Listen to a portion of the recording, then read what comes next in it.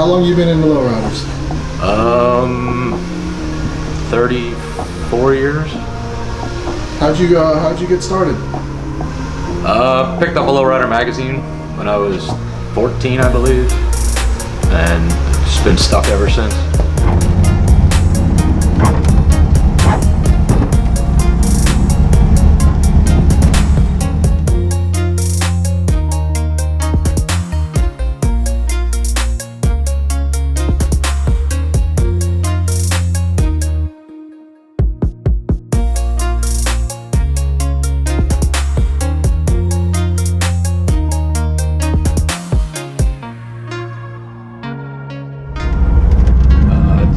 Come true. Just cruising, being able to just get in and go. Any given Sunday, you know, just cruising around. It's priceless. Absolutely priceless. Did you know this car was going to be this nice the whole time you were building it, or did this kind of evolve to this point? Did you set out with this in mind? It evolved. No, it was just supposed to be a clean street car. And it got to the point, you know, where people were telling me I couldn't stop. Like, it was already at that point, the paint, the patterns were done. They told me, all right, the frame's next. As much as I didn't want to do it, I was just going to do the whole bottom black.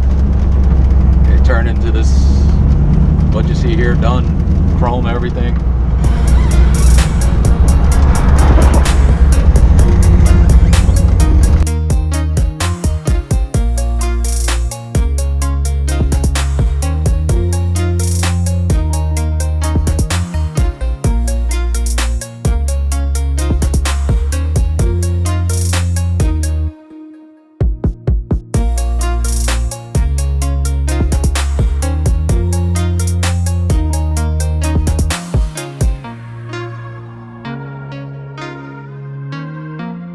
Martian, everybody knows me as Martian, 25th Street Riders president. How long you been in the Lowriders? 34 years.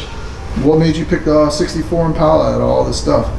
I couldn't tell you. Just been a dream car since I was a little kid. You know, I'm sure it had a lot to do with music videos and Lowrider magazine. Yeah, you know, what can you tell me about your journey with this 64, man? It's been a long one. I owned the car 15, almost 20 years ago.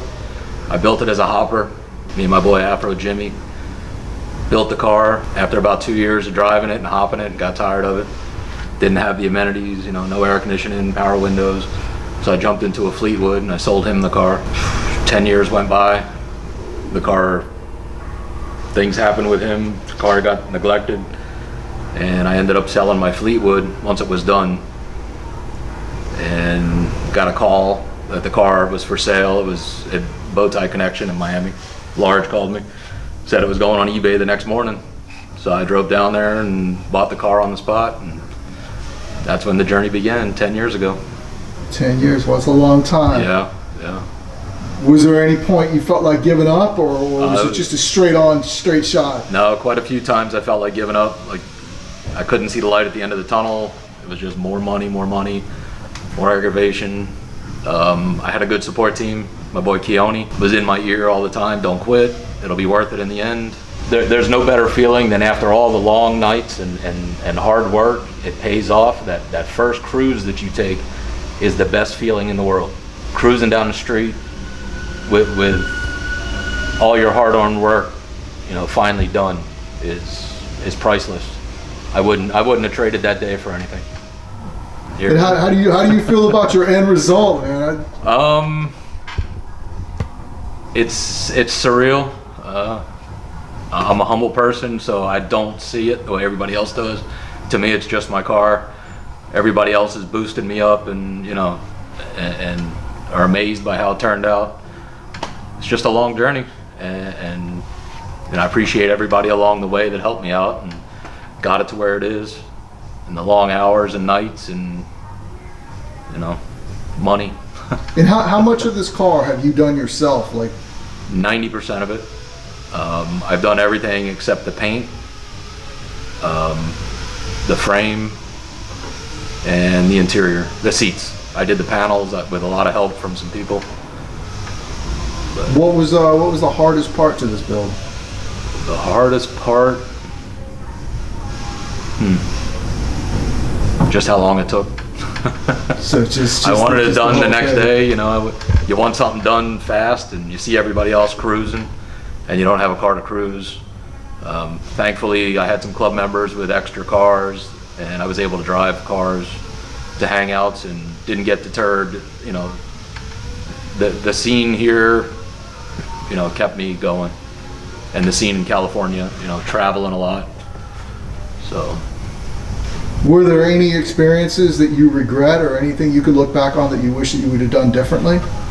As far as the car, Just on the build. I should have kept it. I should have never got rid of it in the first place. I should have stuck it out and put the AC back in. It was a factory AC car, but I took it out to hop it, and I should have just kept the car from the get-go.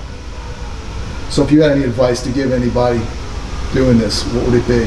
Stick to it and don't give up. I mean, it's a long, hard journey for a lot of people. I'm a working man, you know, I don't come from money, you know, 9 to 5, just stick to it, it's worth it. Get through all the hurdles, you know, call, ask people for help or suggestions, and just don't give up. Something will break today, but you'll fix it tomorrow, and that part's good for years to come.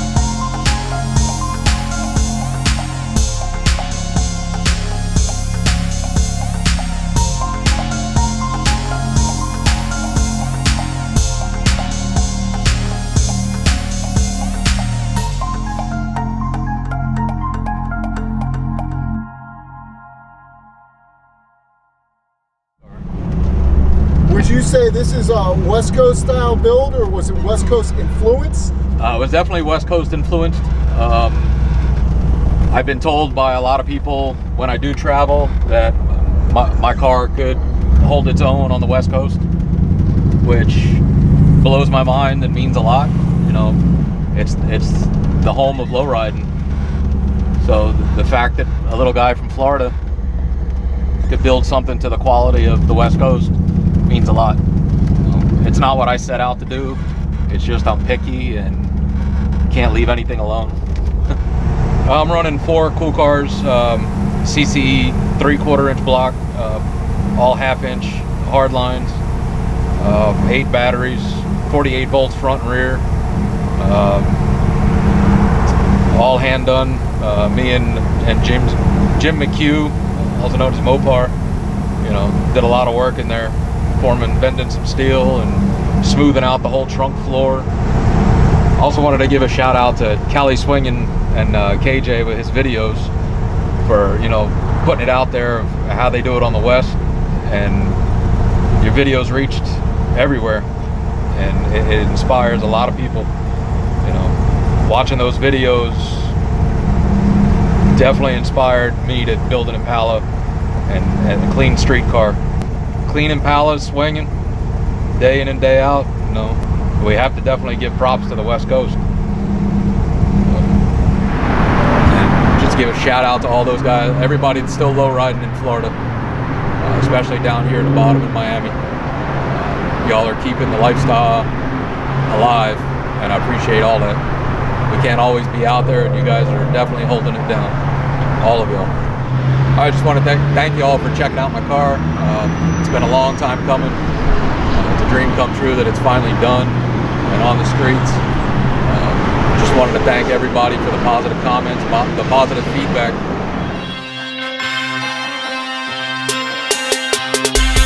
What they know about the KandyonChrome line?